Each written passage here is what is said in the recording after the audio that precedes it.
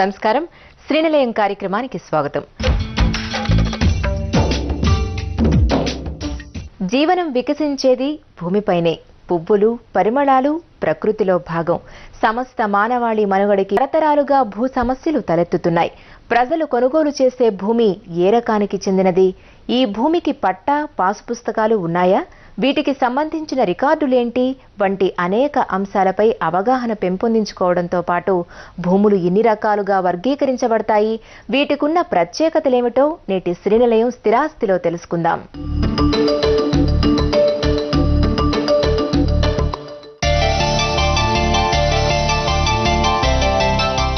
అన్నపూర్ణగా పేరొందిన మన రాష్ట్రంలో రైతులు, వ్యవసాయదారులే కాకుండా అందరూ భూ సమస్యలతో సతమతమవుతున్నారు. వీటికి ముఖ్య కారణం భూముల రకాలు, వాటిని కొనుగోలు చేసే ముందు తెలుసుకోవాల్సిన అంశాలపై ప్రజలకు సరైన అవగాహన లేకపోవడం. భూమి గ్రామీణ ప్రాంతాల్లో ప్రధాన జీవనాధారం. భూమిపై ప్రత్యక్షంగా, పరోక్షంగా 70% మంది గ్రామీణ ప్రజానీకం ఆధారపడి జీవిస్తున్నారు.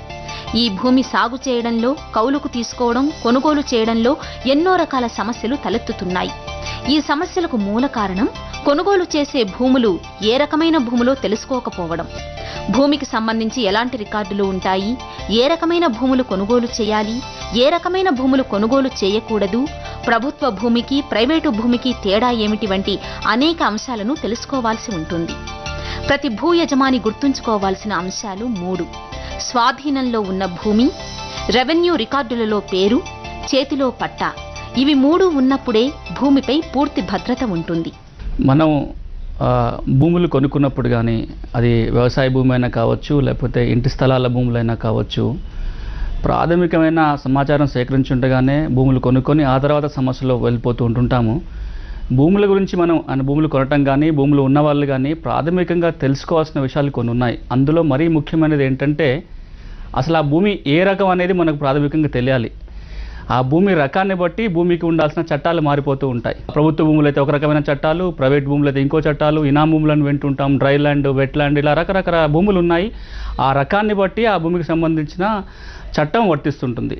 సో ఇప్పుడు మనం వాటి గురించి తెలుసుకోవాలంటే 2 ప్రాథమిక అంశాల మీద మనకి సమాచారం ఉండాలి. ఒకటి, భూమి ఏ రకమో తెలుసుకోవాలంటే మనం చూడాల్సిన రికార్డు సర్వే సెటిల్మెంట్ ఆపరేషన్ చేసినప్పుడు తయారు చేసిన రికార్డు. అది తెలంగాణ ప్రాంతంలో అయినట్లయితే సేత్వారు, ఆంధ్ర ప్రాంతంలో అయినట్లయితే ఆర్ఎస్ఆర్ కానీ, సెటిల్మెంట్ ఫేర్ అడంగల్ కానీ చూసినట్లయితే అక్కడ ఒక కాలం రాసుంటుంది, భూమి స్వభావము రాసుంటుంది. అందులో ప్రభుత్వ భూమా, ప్రైవేట్ భూమా, ఇనాం భూమా అనే విషయం రాసుంటుంది. సరే, ఇది ఏ భూమి అయితే ఏ చట్టం వర్తిస్తుందని మాట్లాడుకుంటే ముందు అసలు ఈ భూముల రకాలు ఏంటనే మీద మీకు కొంత వివరణ చేస్తాను నేను. తరి భూములు, మెట్ట భూములని, లేకపోతే మాగాని భూములు, ఇవి గుర్తొస్తాయి. అంటే భూమి స్వభావాన్ని బట్టి, అది పంటలు పండే విధానం బట్టి. కానీ ఇవి కాకుండా కంటికి కనపడని భూముల వర్గీకరణ ఉంటాయి. అది తెలియటం చాలా ఇంపార్టెంట్. అందులో ముఖ్యమైన వర్గీకరణ ఏంటంటే ప్రభుత్వ భూములు అని, ప్రైవేట్ భూములు అని. ప్రభుత్వ భూములు అంటే రెవెన్యూ శాఖ ఆధ్వర్యంలో ఉంటే ప్రభుత్వానికి చెందిన భూములు, వాటినే పేదలకు పంచడం జరుగుతుంటుంది. వాటినే ఇతర అవసరాల కోసం కూడా ప్రభుత్వం వాడటం జరుగుతుంది. రెండవది ప్రైవేట్ భూములు, వాటిని జీరాయితీ భూములు కూడా అంటారు. ప్రైవేట్ భూములు అంటే వ్యక్తులకు చెందిన స్వంత ఆస్తులని. ఈ ప్రభుత్వ భూములలో కూడా ఒక 3 రకాల భూములు ఉంటాయి. ప్రభుత్వ భూములలో ఒక రకమైన భూమి ఏంటంటే, అది ప్రభుత్వ భూమి అయి ఉండి శిస్తు నిర్ధారణ చేసిన భూమి. అంటే ల్యాండ్ ట్యాక్స్ లేదా ల్యాండ్ రెవెన్యూ లేదా తరం కట్టడం అంటారు. అంటే ఆ భూమికి ఆ భూమి నుంచి ఎంత రెవెన్యూ కలెక్ట్ చేసుకోవాలని నిర్ధారణ చేసిన భూముల్ని శిస్తు కట్టిన ప్రభుత్వ భూములు అంటారు. ప్రభుత్వం పేదలకి భూములు పంచిపెట్టి ఇచ్చేటప్పుడు ఈ శిస్తు నిర్ధారణ చేసిన భూములను మాత్రమే ప్రజలకు ఇవ్వవలసి ఉంటుంది. శిస్తు నిర్ధారణ కాకుండా ఉన్న భూములని ప్రభుత్వం పేదలకి పంచడానికి వీలు లేదు. అంటే ప్రభుత్వ భూముల్లోనే ఇప్పుడు నేను చెప్పినట్టుగా, ఒకటి శిస్తు నిర్ధారణ జరిగిన భూమి, రెండవది శిస్తు నిర్ధారణ చేయని భూమి. ఒక భూమికి శిస్తు నిర్ధారించే అధికారము ఆర్డీఓకి మాత్రమే ఉంటుంది. అంటే ఒక ప్రభుత్వ భూమిని ప్రజలకు పంచాలి అంటే ముందు ఆర్డీఓ గారు శిస్తు నిర్ధారణ చేసిన తర్వాత ఆ భూముల్ని తహసీల్దారు పేదలకు పంచడానికి అవకాశం ఉంటుంది. ఈ 2 కాకుండా ప్రభుత్వ భూమిలో 3వ ముఖ్యమైన భూమి ఏంటంటే బంజరు భూములు, పోరంబోకు భూములు అంటారు. ఈ పోరంబోకు భూములు అంటే దాని నుంచి ఎలాంటి రెవెన్యూ రాని భూమి. పోరంబోకు అంటే దాని నుంచి రెవెన్యూ రాదు. ఉదాహరణకి శ్మశానాలు ఉన్నాయి, గ్రేజింగ్ ల్యాండ్స్ ఉంటాయి, కొండలు గుట్టలు ఉంటాయి. వీటి నుంచి ప్రభుత్వానికి ఎలాంటి రెవెన్యూ రాదు కాబట్టి దాన్ని పోరంబోకు భూములు అంటారు. సో ప్రభుత్వ భూములలో ఈ 3 రకాల కేటగిరీస్ ఉంటాయి. ఈ భూమి రికార్డులు మనం అయితే ఎలా ఉంటాయో ఒక్కసారి మనం వాటిని చిత్రాలుగా చూసుకుందాం. గ్రామ పటం ఎలా ఉంటుంది, ఎఫ్ఎంబి అంటే ప్రతి సర్వే నెంబర్కి ఉంటే పటం ఎలా ఉంటుందో కూడా మనం చిత్రాల ద్వారా తెలుసుకుందాం. ఇక్కడ మీకు ఏదైతే కనపడుతుందో ప్రతి గ్రామానికి ఇలాంటి ఒక పటం ఉంటుంది. ఆ గ్రామంలో ఉన్న భూములన్నిటిని కూడా ఈ విధంగా విభజించి ప్రతి భూమికి ఒక నంబర్ ఇవ్వడం జరుగుతుంది. దాన్నే సర్వే నెంబర్ అని అంటారు. సో ఇక్కడ మీకు చూసిన దాంట్లో ఈ ఒక గ్రామ పటము, ఇలా ప్రతి రెవెన్యూ గ్రామానికి ఒక గ్రామ పటం ఉంటుంది. ఇక్కడ మనం ఇంకొకటి విషయం గుర్తుపెట్టుకోవాల్సింది ఏంటంటే, మనం గ్రామ పంచాయతీ అంటాము, రెవెన్యూ గ్రామం అంటాం. భూమికి సంబంధించిన వివరాలన్నీ కూడా ఇప్పుడు రెవెన్యూ గ్రామం గురించి మాట్లాడుకుంటున్నాము. అదే రోడ్లు జనాభా గురించి మాట్లాడినప్పుడు గ్రామ పంచాయతీ అంటాం. సో ఈ పటం ఏదైతే ఉంటుందో ప్రతి రెవెన్యూ గ్రామానికి ఒక పటం ఉంటుంది. ఒక రెవెన్యూ గ్రామంలో ఒకటి కంటే ఎక్కువ పంచాయతీలు ఉండొచ్చు. సో ఇలా ప్రతి గ్రామంలో ఈ విధంగా ముందు సర్వే చేసి ఆ ప్రతి భూమికి ఒక నెంబర్ ఇస్తారు, అది సర్వే నెంబర్ అంటారు. దీనితో పాటుగా ప్రతి సర్వే నెంబర్ ఏదైతే ఉంటుందో దానికి కూడా విడిగా ఒక పటం ఉంటుంది. దాన్నే మనం టిపన్ లేదా ఫీల్డ్ మెజర్మెంట్ బుక్ అంటాము. అది ఎలా ఉంటుందో కూడా ఒకసారి చూద్దాం. ఇప్పుడు మీరు చూస్తున్న పటాన్ని ఫీల్డ్ మెజర్మెంట్ బుక్ లేదా టీపన్ అంటారు. ఆంధ్ర ప్రాంతంలో ఎఫ్ఎంబి లేదా ఫీల్డ్ మెజర్మెంట్ బుక్ అని, తెలంగాణ ప్రాంతంలో టీపన్ అని అనడం జరుగుతుంది దీన్ని. ఇంతకుముందు మనం చూసింది గ్రామ పటం. అందులో ఉన్న ప్రతి సర్వే నెంబర్కి టీపన్ లేదా ఫీల్డ్ మెజర్మెంట్ బుక్లో కొలతలు ఉంటాయని చెప్పడం జరిగింది. ఇది ఒక సర్వే నెంబర్కి సంబంధించిన పటం. అట్లాగే ఆ గ్రామ పటంలో ఉన్న ప్రతి సర్వే నెంబర్కి ఈ విధంగా పూర్తి కొలతలు, ఇతర హద్దులు వివరాలతోటి ఈ పుస్తకం తయారు చేయడం జరుగుతుంది. ఒక భూమిని కొలతలు కొలిసేటప్పుడు ఏదైనా విస్తీర్ణాలు తేడాలు ఉన్నప్పుడు కానీ, గెట్టు తగాదాలు వచ్చినప్పుడు కానీ ఈ ఎఫ్ఎంబిలో లేదా టీపన్లో వచ్చిన కొలతల ఆధారంగా ఆ వివాదాలని పరిష్కరించడం జరుగుతుంది. భూములు, వాటి రకాలకు సంబంధించిన మరిన్ని విషయాల్ని తెలుసుకునే ముందు శ్రీనిలయంలో చిన్న విరామం.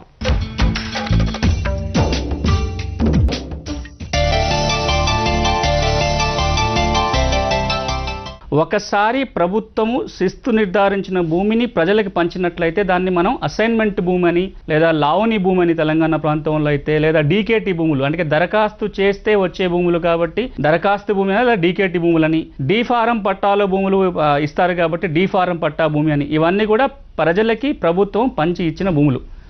సో ఇది ఒక రకమైన క్లాసిఫికేషన్. అసైన్మెంట్ భూములకు ఒక రకమైన చట్టం వర్తిస్తుంటుంది, ప్రభుత్వ భూములకు ఒక రకమైన చట్టం వర్తిస్తుంది. ఉదాహరణ తీసుకున్నట్లయితే ప్రభుత్వ భూముల్ని ఎవరైనా ఆక్రమించుకున్నట్లయితే ల్యాండ్ ఎంక్రోచ్మెంట్ చట్టం కింద కేసులు పెట్టి వాళ్ళని తొలగించడానికి వీలవుతుంది. అసైన్మెంట్ భూములు ఉన్నాయనుకోండి, అసైన్మెంట్ భూములు ఎవరైనా కొనుక్కున్నా అమ్మినా సరే పిఓటి చట్టం అంటారు, లేదా యాక్ట్ 9 of 77 అంటారు. అసైన్మెంట్ భూముల బదలాయింపు నిషేధ చట్టం అని అంటారు. ఆ చట్టం కింద నేరం అవుతుంది. ఆ భూముల్ని తిరిగి ఎవరికైతే అసైన్మెంట్ ఇచ్చారో వాళ్ళకి ఇవ్వడానికి అవకాశం ఉంటుంది. ఇది ఒక రకమైన క్లాసిఫికేషన్. రెండవది, మనం ప్రైవేట్ భూములకు వచ్చినట్లయితే ప్రైవేట్ భూముల్లో కూడా ఒక 2-3 రకాల ప్రైవేట్ భూములు ఉన్నాయి. అది సొంత ఆస్తులు. ఒకటి తరతరాలుగా అది పట్టాన్ని రాసి ఉన్న భూములు, ప్రజలు అనుభవిస్తున్న భూములు, అది వాళ్ళ పట్టాన్ని వాళ్ళ పేరు ఉంటుంది భూమి రికార్డులలో. రెండోది ఇనాముగా వచ్చిన భూమి, అంటే రాజుల కాలంలో కానీ ఏదైనా సర్వీస్ చేసినందుకు రాజుల కాలంలో ఆ భూమిని ఇనాముగా ఇచ్చి ఉంటారు. 1950 తర్వాత వచ్చిన ఇనాం రద్దు చట్టాల ద్వారా ఆ ఇనాం భూములకు కూడా ప్రజలు పట్టాలు పొందడానికి అవకాశం ఉంది. తెలంగాణలో ఒక ఇనాం చట్టం ఉంది, ఆంధ్రాలో ఒక ఇనాం చట్టం ఉంది. ఆ ఇనాం చట్టం ప్రకారం ఈ భూములు కూడా పట్టా పొందొచ్చు కాబట్టి వీటిని మనం పట్టా భూముల కిందనే చూడొచ్చు. మూడోది దేవాలయాలకు ఉన్న భూములు, దేవాలయాలకు కూడా ఇనాంగా ఇచ్చిన భూములు. అది దానికి పట్టాదారు దేవుడు, అది దేవుని మాన్యాలని కూడా అంటాం. అవి కూడా పట్టా భూముల కిందనే వస్తాయి. ఇవి ప్రైవేటు భూములు. మన ప్రభుత్వ భూములకి ప్రైవేట్ భూములకి వ్యత్యాసం, ఒక్క ముఖ్యమైన వ్యత్యాసం చూసినట్లయితే ప్రభుత్వ భూములకు సంబంధించిన సమస్యలన్నీ కూడా పరిష్కారం చేసే అధికారం, నిర్ణయించే అధికారం రెవెన్యూ యంత్రాంగానికి ఉంటుంది. అది పట్టా భూములు అన్నట్లయితే పట్టా భూముల తగాదాలు కానీ మిగతా అంశాలు కానీ డిసైడ్ చేసే అధికారం సివిల్ కోర్టులకు ఉంటుంది. ప్రభుత్వ భూమి మీద వాద్యం వచ్చిందంటే ఎంఆర్ఓ దగ్గరికి పోవాలి. పట్టా భూముల మీద వాద్యం వచ్చినట్లయితే సివిల్ కోర్టుకు వెళ్లాల్సిన అవసరం ఉంటుంది. ఇది మనం బాగా గుర్తుపెట్టుకోవాలి. అంటే నేను చెప్పినట్టుగా ఈ ప్రభుత్వ భూములు, ప్రైవేట్ భూములు అనే ఒక వర్గీకరణ మాత్రమే కాకుండా మనం చాలా సందర్భాల్లో ఉంటున్నాం గిరిజన భూములని, అటవీ భూములని, లేదా భూదాన్ భూములు, సీలింగ్ సర్ప్లస్ ల్యాండ్ లేదా సీలింగ్ భూములు, ఈ ఇన్ని రకాల భూములు ఉంటాయి. వీటి గురించి కూడా ఒక్కొక్క మాటలో నేను క్లుప్తంగా మీకు వివరించే ప్రయత్నం చేస్తాను. భూదాన్ భూములు అంటే ఆచార్య వినోబా భావే ఏదైతే భూదాన ఉద్యమం ప్రారంభించాడో అందులో భాగంగా పేదలకు పంచడానికి భూములు ఉన్న వాళ్ళు దానం చేసి ఇచ్చిన భూమి, అదే భూదానం భూమి, భూమి దానంగా ఇచ్చిన భూమి. ఆ భూదానం భూమికి వేరే చట్టం వర్తిస్తుంది. భూదాన్ యాక్ట్ ఉంది. ఆ చట్ట ప్రకారం భూదాన్ ట్రస్ట్ బోర్డు ఏదైతే ఉంటుందో ఆ భూముల్ని పేదలకు పంచడం జరుగుతుంది. ఈ భూములు భూదాన్ ట్రస్ట్ ఆధ్వర్యంలో ఉంటాయి. గిరిజన భూములు అంటాం. అంటే ఏదైతే గిరిజన ప్రాంతాలలో ఉన్న భూముల్ని మనం గిరిజన భూములు అంటాం. అంటే భారత రాజ్యాంగం ప్రకారం షెడ్యూల్ 5లో కొన్ని పెట్టిన ప్రాంతాలు ఉన్నాయి.